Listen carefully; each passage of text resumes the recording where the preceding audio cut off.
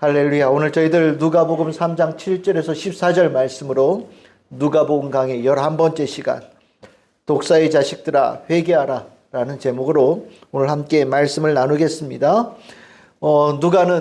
누가복음에서 세례 요한이 어떠한 설교를 했는지를 우리에게 알려줍니다. 이 설교, 이 누가복음에 적혀있는 이 설교는 요한이 한 번 설교한 것이 아니라 그의 세례 사역 내내 중요한 메시지로 전하였던 핵심 주제들을 요약해서 우리에게 전해준 것이다 라고 이해하시는 것이 더 합리적이다 라는 생각을 갖습니다. 그래서 오늘 우리는 회개에 대한 이 촉구의 이 설교를 세례 요한이 도대체 어떻게 했을까? 무슨 내용으로 했는가? 그 부분에 대해서 오늘 저희들 세례 요한의 회개에 대한 설교의 내용을 좀 오늘 함께 나누려고 합니다. 세례 요한이 이 회개에 대한 이 메시지를 전하는 것이 그의 사역의 핵심이었어요. 우리가 세례 요한이라고 하지만 우리 전에 말씀드렸듯이 이 세례는 회개의 세례입니다. 회개의 메시지를 전하고 그 회개의 메시지에 옳게 응답한 이들이 그 증거로 세례를 베풀고 받은 거예요. 그러니까 세례 요한의 그 사역에 우리가 중점적으로 들어야 될 부분은 세례가 아니라 회개의 메시지다. 오늘 그래서 이 자리가 세례 요한 그 예언자가 우리 모두에게 전해주는 설교의 말씀으로 우리 성도들이 함께 들었으면 합니다. 세례 요한이 설교한 내용, 그 첫 번째는 세례 요한은 우리가 회개가 절실히 필요한 독사의 자식들임을 인정할 것을 요구하였고 그것이 세례 요한의 중요한 설교의 주제였다. 그것이 누가가 우리에게 전해주는 중요한 내용입니다. 독사의 자식들아, 오늘 조 목사님 설교 제목 듣고 오늘 센데요 그러시더라고요. 맞죠? 들어도 매우 충격적이고 굉장히 인상적인 그런 어구입니다. 누가는 이 독사의 자식들이라는 이 표현을 세례 요한 설교의 요즘으로 말하면 시그니처 메시지. 세례 요한 그러면 시작이 뭘로 되어지냐? 언제나 독사의 자식들아. 이렇게 시작되어진 것으로 우리에게 전해주거든요. 이 독사의 자식들, 이 누가복음 3장 7절에 나오는 이 독사의 자식들이라는 이 표현도 지금 독사의 자식이 뭘 얘기하는 거냐? 우리가 요한복음 8장 44절에 보시면 마귀에게서 난 자식, 악의 권세 속에서 그 마귀가 좋아할 일하고 마귀의 뜻대로 살고 마귀가 가르친 대로 사는 자들, 바로 이 요한이 독사의 자식들이라고 부르는 그 내용이 바로 이겁니다.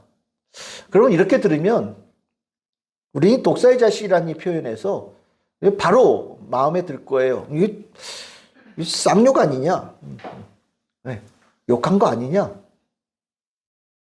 근데 이 세례 요한이 독사의 자식들이라고 설교한 것, 우리 분명히 기억해야 되는데 이거 쌍욕한 거 아닙니다. 비하하는 것도 아닙니다.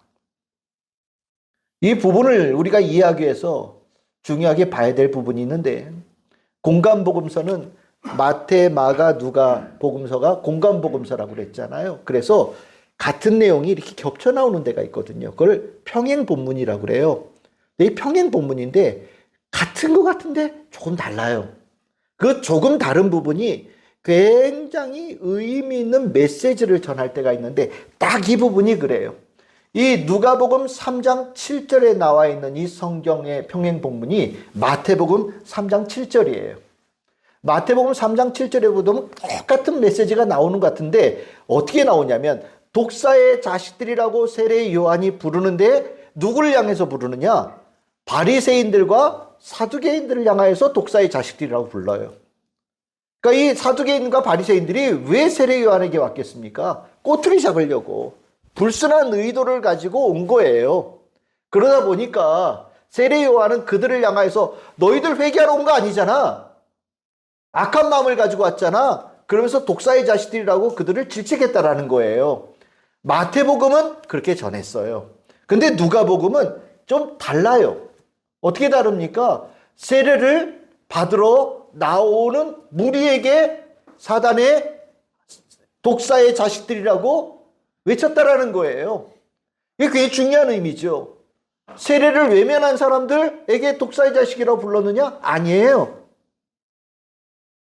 회개하기를 거부하는 자들에게 독사의 자식들이라고 불렀느냐? 아니에요.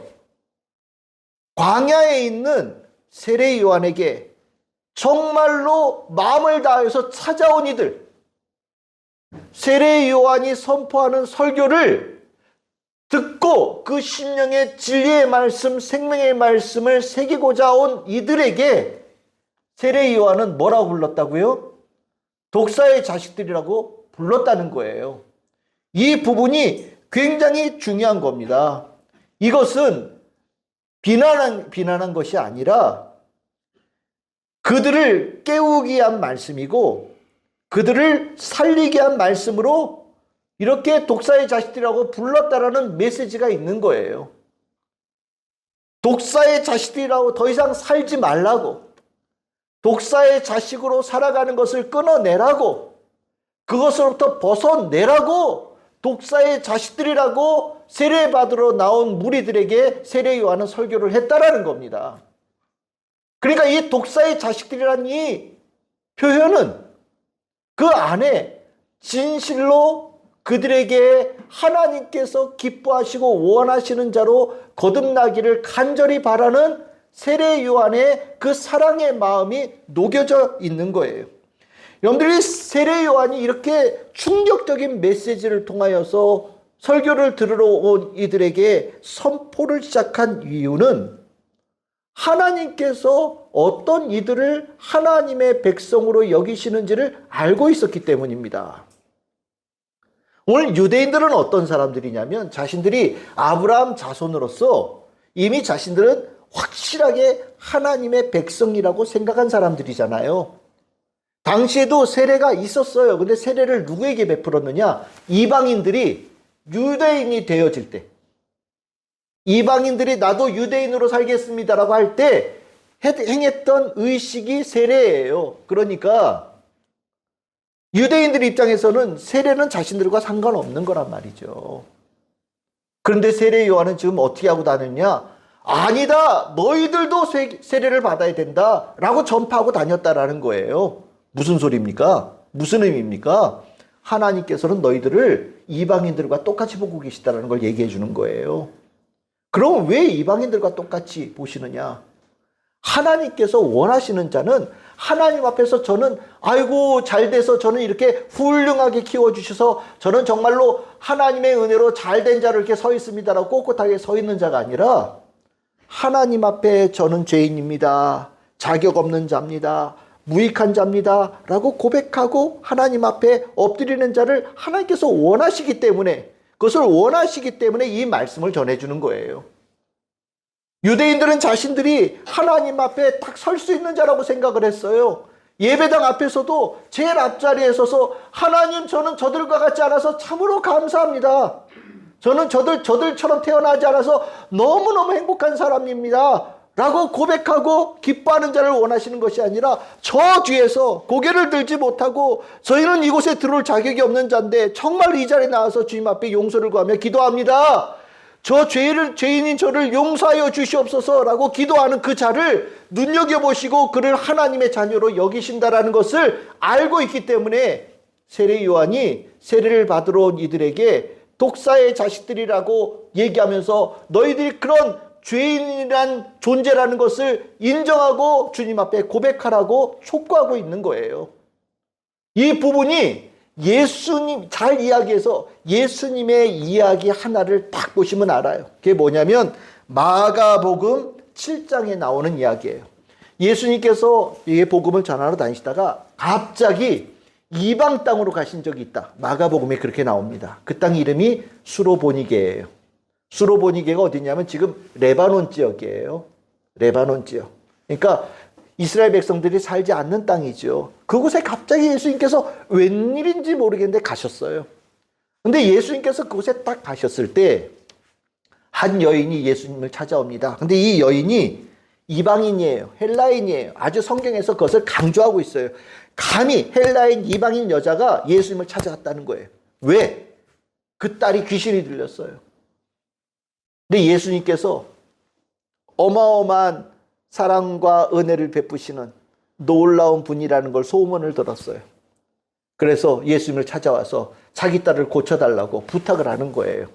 근데 예수님께서 얼마나 매몰차게 얘기하시는지. 이 은혜는 자녀들을 위해서 준비되어진 거다. 너처럼 개 같은 존재에게는 어울리지 않는 거다.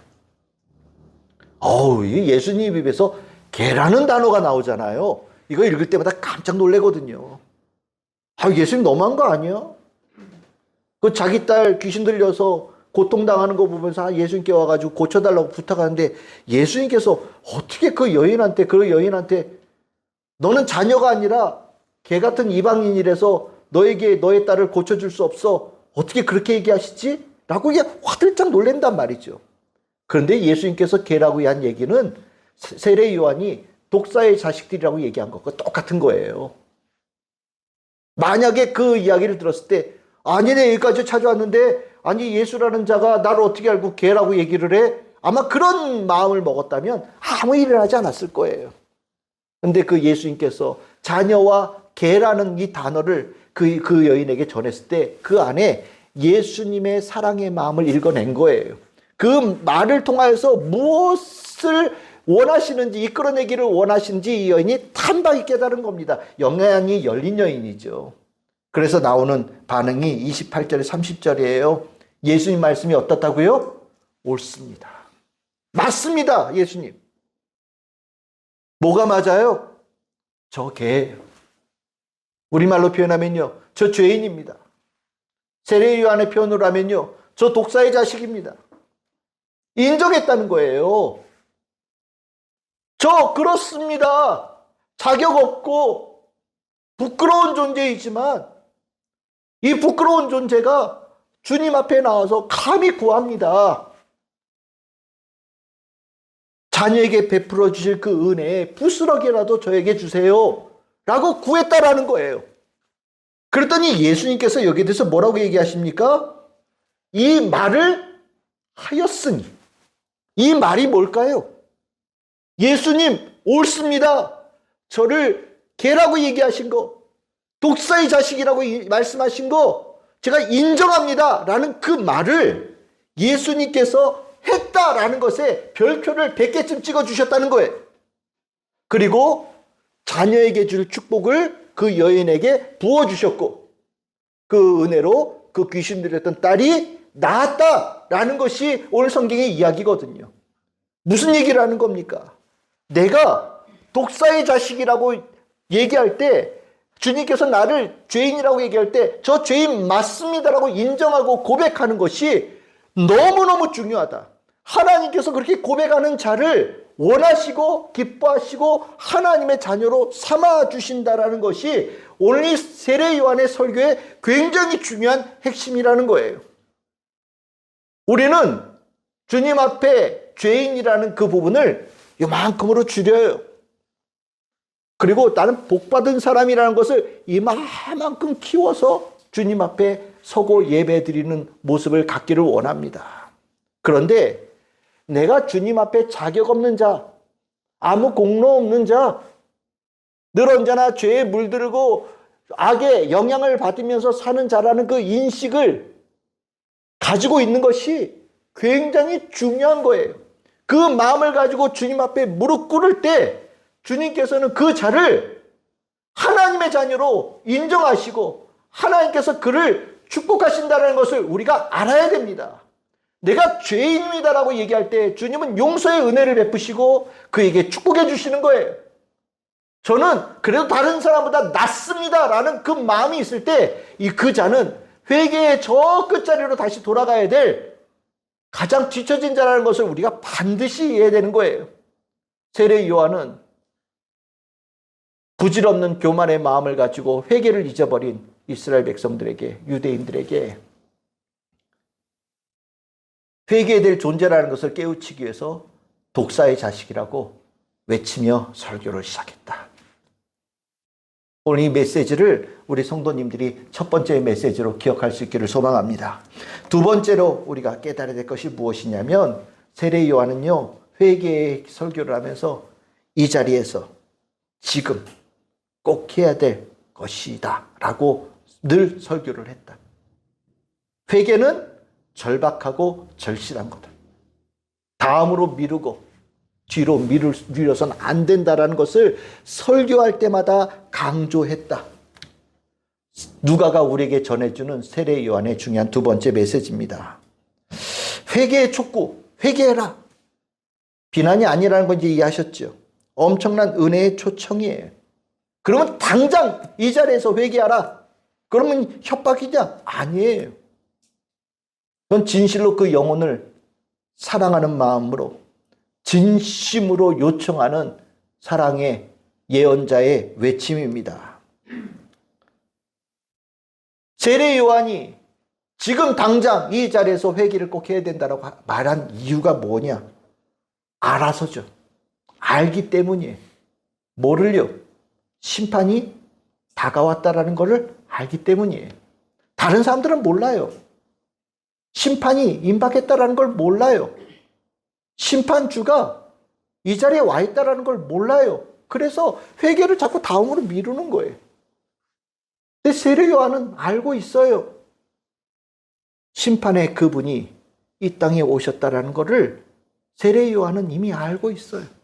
알고 있다 보니 맥 놓고 있고 정신없이 아무 생각 없이 살아가는 그 사람들을 보면서 가만히 있을 수가 없는 거예요.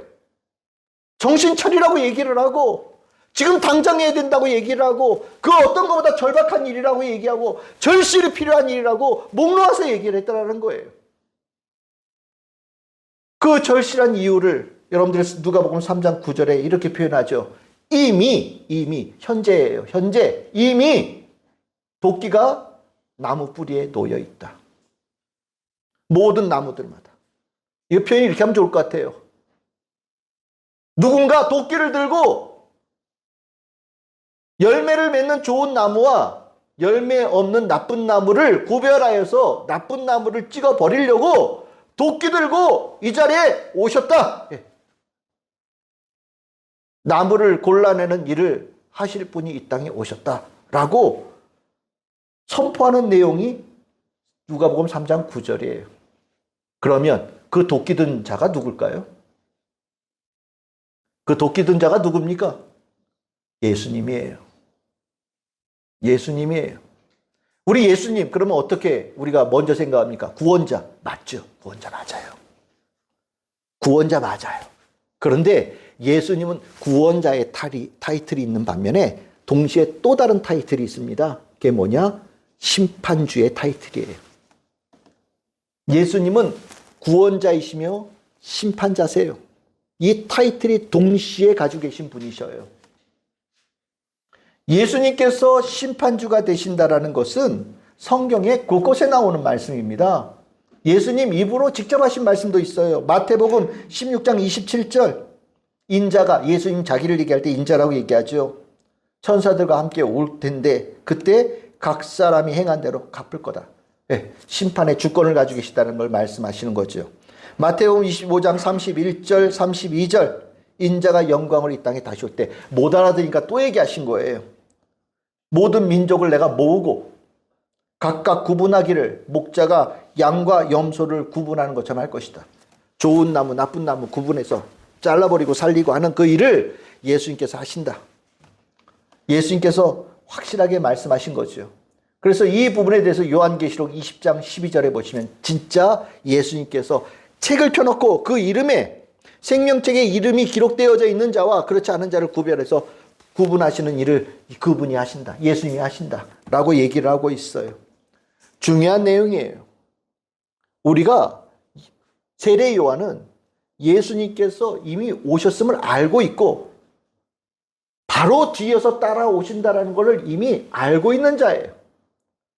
그래서 이들에게 오늘 이 자리가 여러분들에게 주신 가장 큰 은혜의 자리입니다. 라고 얘기하는 거예요.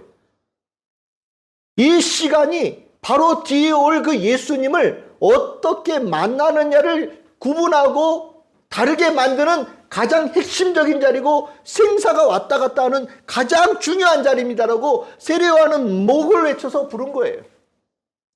장차 오실 그 예수님, 곧 이 오시는 예수님을 당신들은 구원자로 만나고 싶으십니까? 당신들은 심판자로 만나고 싶으십니까? 라고 얘기하는 거예요.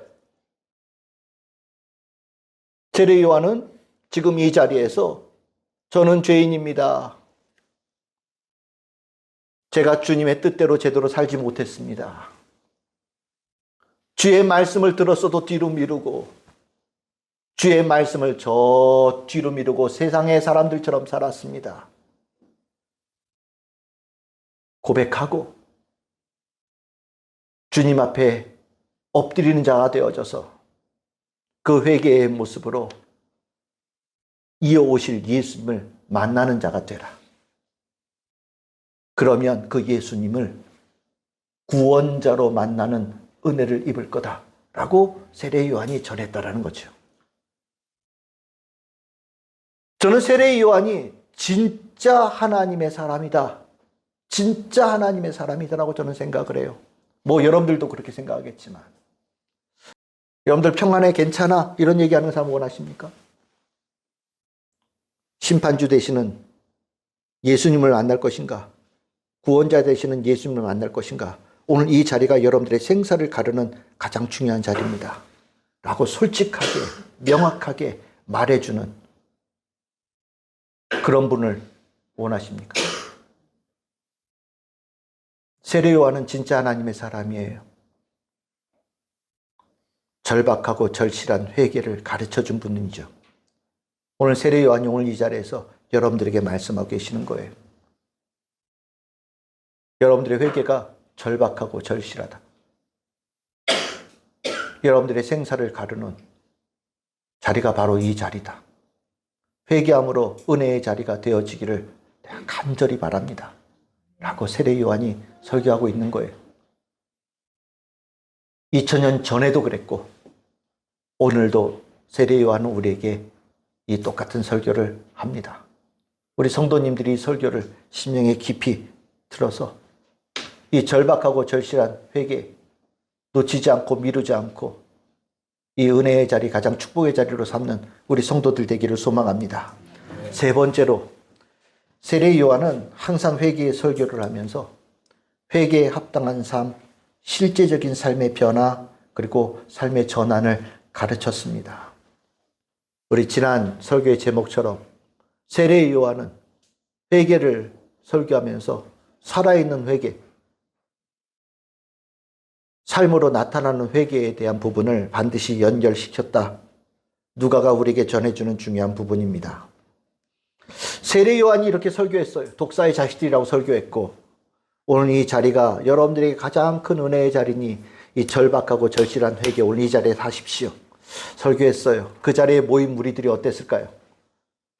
세례 요한은 위대한 설교자였습니다. 수많은 무리들이 그 설교에 찰떡같이 알아들었어요. 그래서 많은 이들이 진짜 회개의 자리로 나오고 회개의 세례를 베풀면서 회개한 새로운 삶을 살겠노라고 만방에 선포한 수많은 무리들이 늘 세례 요한 곁에 있었습니다. 세례 요한의 설교는 큰 바위덩어리 같은 하나님의 말씀이었습니다. 충격을 주는 거예요. 큰 울림이 있는 겁니다. 하나님의 진리의 말씀은 원래 바위덩어리 같거든요. 근데 강팍한 자들은 그 하나님의 바위덩어리의 말씀 앞에서도 끄떡 안 해요. 버틴 것을 자랑하죠. 내가 튕겨냈어.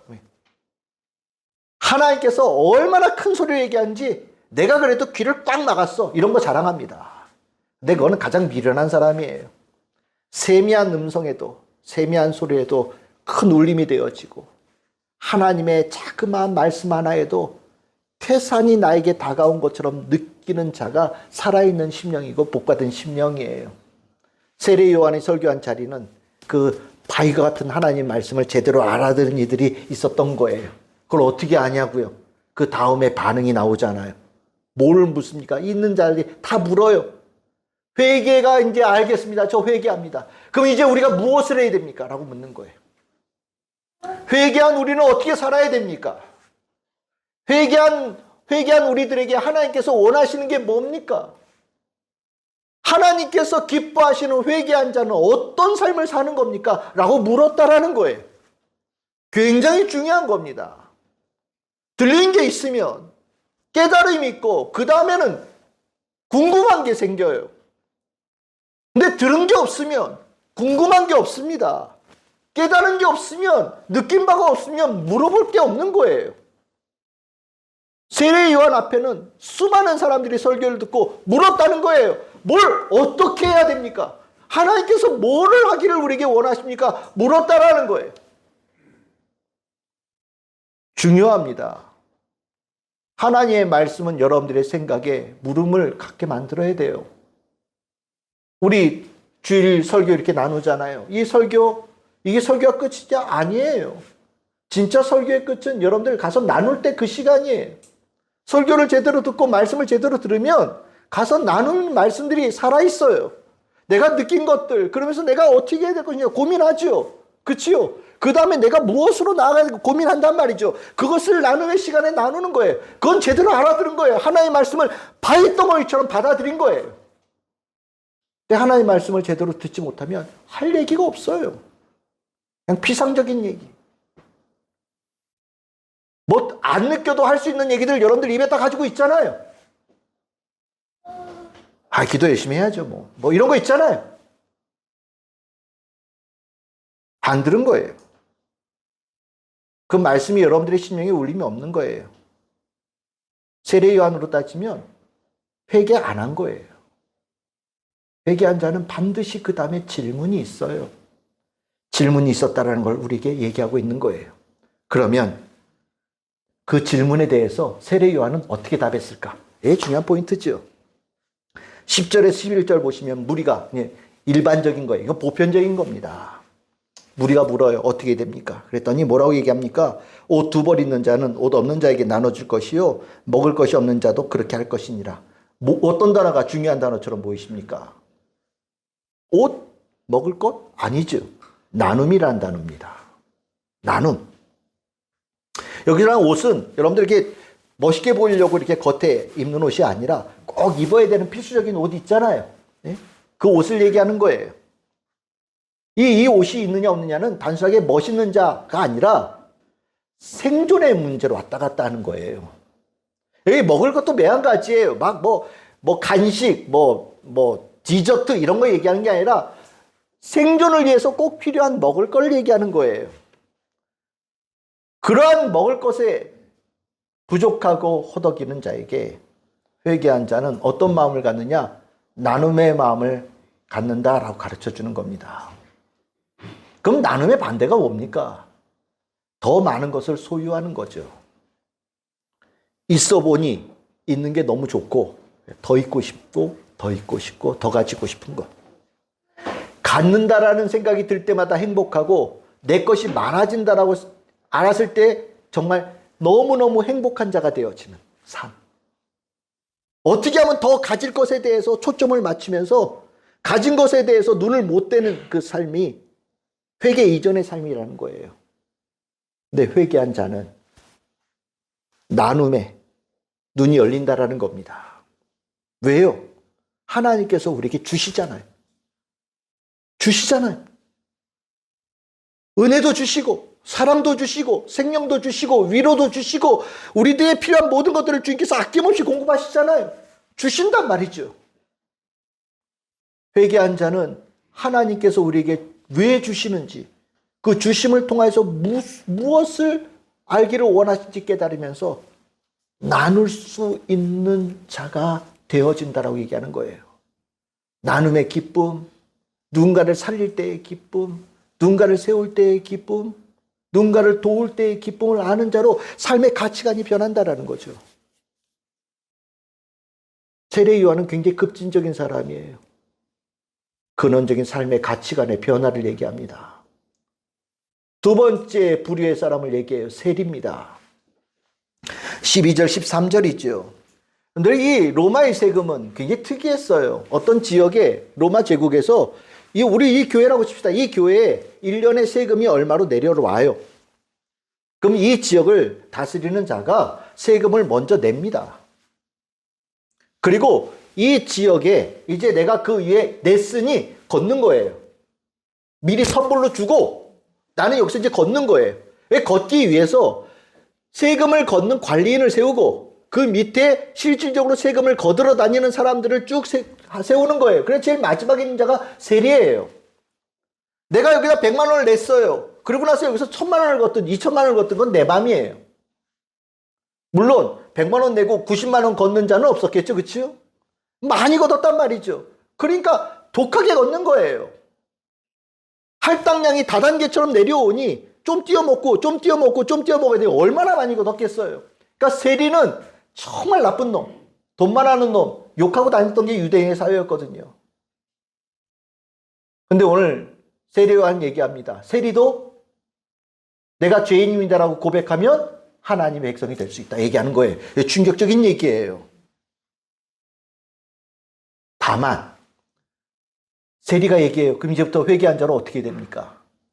우리 같으면 그 세리 때려쳐 뭐 이렇게 얘기했을 것 같은데 그렇게 얘기하지 않았어요. 세리 때려치란 얘기하지 않고 뭐라고 얘기했냐? 부당한 방법으로 걷지 말아라. 부당한 방법으로 걷지 말아라. 무엇을 얘기하는 걸까요? 살아가는 방식이 굉장히 다양합니다. 저 제일 싫어하는 사람 사기꾼이요. 살아가는 방식이 거짓이에요. 아주 나쁜 놈들이죠. 살아가는 방식이 폭력을 가지고 살아가는 방식을 가진 사람들도 있어요. 어떻게 살아가느냐 굉장히 중요한 거거든요. 근데 세례요한 얘기예요. 회개했으면 하나님께서 허락하신 방식으로 살아라. 하나님께서 허락하시고 기뻐하시는 삶의 방식으로 살아라. 그것이 내가 돈을 거둬야 되는 세리라고 할지라도 그 돈을 거둘 때도 정직하게 하나님께서 허락하신 범주 내에서 양심을 걸고 거둬라. 돈은 돈이고 하나님은 하나님이죠. 그렇게 살지 말고 돈 벌 때도 하나님께서 기뻐하시는 일을 통해서 돈 벌고 돈을 살아가는 방식도 하나님께서 가르쳐 주신 방식을 살면서 그 안에 있는 큰 축복을 누려라. 가르쳐 주는 거거든요. 세례요한의 이 말씀 이해가 되시죠? 세 번째 부류는 군인이에요. 군인, 세리하고 같은 짝짝꿍이라고 생각하시면 돼요. 여러분들 돈 많이 걷고 막 그러는데 사람들 가만히 있겠어요? 불만이 입에 이만큼 나오죠. 그때 그것을 꾹 누르는 공권력이 누굽니까? 군인이에요. 우리 일제시대 때 순사, 무서운 사람들 있잖아요. 이거 불만 이렇게 했는데 칼로 막 이렇게 찌르는 거죠. 저 북한에 저 이상한 정권, 저거 어떻게 유지합니까? 보위부라는 게 있어요. 보위부 들어가면 사람이 죽어서 나오는 거예요. 폭력으로, 공포로. 그러니까 조금 죄졌다고 사람들 보는 데서 공개 총살시키잖아요. 공포심을 주는 거예요. 이게 군인이에요. 그리고 로마 군인들 그런 사람들이었어요. 나쁜 사람들이죠. 그 밑에서 유대인이면서 로마 제국의 저 끝주머리 자리에 앉아서 그 군인의 역할을 하는 사람들도 있었단 말이죠. 그러니까 유대인들 입장에서 군인 그런 나쁜 놈들이에요. 그런데 세례요한은 얘기해요. 너희들이 죄인이라는 것을 인정하면 회개하면 하나님의 백성이 될 수 있다라고 얘기하는 거예요. 그러면 회개한 다음에 군인들이 묻습니다. 우리가 그럼 어떻게 살아야 됩니까? 너희들에게 준 힘 있지. 다른 사람을 억압하고 괴롭히고 억누른 데 쓰지 말고 평화를 이루는 데 사용하면 된다. 하나님께서 주신 힘을 하나님께서 기뻐하시는 일을 이루는 데 사용하면 된다. 도와주고 보호하고 세워주고 지켜주는 데 사용하면 되지 않겠냐. 그 힘을 남용하는 자가 되는 게 아니라 잘 섬기는 자가 되어지고 봉사하는 데 그 힘을 쓴다면 너희들은 회개에 합당한 자로 살아가는 것이 된다 라고 가르쳐 주는 거예요. 세례 요한은요, 무리, 세리, 군인이라고 하는 이 큰 범주의 사람들을 얘기하고 있지만 실은 이 범주의 사람들이 모든 사람들에게 해당되어지는 내용이라고 생각하시면 돼요. 뭘 얘기한 겁니까? 세례 요한은 구체적인 삶의 변화를 가르쳤어요. 회개라는 게 그런 거라는 거죠. 이게 왜 중요하냐? 예수님께서 심판주로 오신단 말이죠. 그 심판주로 오시는 그 예수님을 구원자로 만나려면 삶의 변화가 되어진 상태에서 만나야 된다는 거예요. 앞으로 할게요. 저 10년 뒤에. 이게 아니라 오늘 이 자리에서 회개하고 오늘 내가 어떻게 살아야 되는가 묻고 그 삶을 실행한 자로서 예수님 만나라 얘기를 하는 거예요. 그게 예수님을 만날 준비되어진 모습이다라고 가르쳐 준다라는 겁니다. 세례 요한은 내내 그렇게 설교했다고 얘기해요. 우리가 신앙생활을 말랑말랑하게 합니다. 솔직한 얘기죠. 굉장히 편하게 신앙생활 하죠. 편하다라는 게 몸이 편한 게 아니라 정신과 마음이 편해요. 하나님의 말씀 앞에 부담이 없어요. 하나님의 말씀 앞에서 그래 살아야 된다는 부담감을 저 뒤에다 밀어놓고 안 해도 나는 괜찮아 라는 이런 식으로 살거든요. 누가 그러더라고요. 저는 이미 천국의 백성이 확실합니다. 교회도 안 다니면서. 나는 도대체 그 깡은 어디서 나는지 부럽다 그렇게 생각해요. 자기는 확실하대요. 근데 교회는 안 다녀. 성경도 안 읽어. 기도도 안 해. 예배도 안 드려. 근데 자기는 하나님의 백성이래요. 나는 확실하게 천국 백성이래요. 그거는 뭡니까? 아마 세례 요한이 그 사람 봤으면 야, 넌 독사의 자식 왕초다 막 그랬을 거예요 아마. 예. 우리가 그렇게 살고 있단 말이죠. 세례 요한은 예수님 전에 와서 예수님 제대로 만날 수 있게 준비하는 자예요. 이 준비가 돼야 예수님 만나는 거예요. 그 예수님을 구원자로 제대로 만나는 겁니다. 오늘 이 자리에 세례 요한이 설교한다고 생각해 보십시오. 너희는 독사의 자식들이라 회개해라. 회개할 때 여러분들 어떻게 응답하시겠습니까? 맞습니다. 전 죄인입니다. 자격 없는 자입니다. 불쌍히 여겨 주시옵소서. 주님 앞에 고백하는 우리 성도들 되기를 바랍니다. 뒤로 미루지 말고 늦추지 말고 오늘 이 자리에 지금 당장 회개하라. 세례 요한이 설교한다고 생각해 보십시오. 여러분들은 어떻게 응답하시겠습니까? 제가 오늘 이 자리에 무릎 꿇고 주님 앞에 진실한 회개자로 나아가고자 합니다. 주님, 이 회개의 자리가 가장 큰 은혜가 임하는 생명의 자리 되게 하여 주시옵소서. 구하고 무릎 꿇고 눈물을 흘리고 주님 앞에 내 심정을 내어놓는 진실한 회개자 응답받는 우리 성도들 되어줄 줄 믿습니다. 오늘 세례 요한이 회개했다면 이렇게 살아라 라고 얘기하는 이 말씀을 우리 성도들은 어떻게 응답하겠습니까? 오늘 주일, 오늘 이 말씀 듣고 내일 월요일서부터 이렇게 살겠습니다. 어제까지 몰라서 못했던 것 끊어내고 알았으니 아는 것을 힘을 가지고 내일서부터 살아내겠습니다. 라고 순종의 고백을 하는 우리 성도들이 되어짐을 믿습니다. 세례 요한의 회개의 설교는 강해요. 강한데 아주 깊은 사랑이 들어있어요. 정말 더 없이 진정성이 있는 설교가 세례 요한의 설교입니다. 언제나 주님 앞에 가장 겸손한 자로 주의 말씀에 마음을 활짝 열고 내 가진 것 모두 토해내고 주의 은혜로 채우는 생명 넘치는 회개에 우리 참 즐거운 게 모든 성도들 다 되시기를 주님의 이름으로 축복합니다.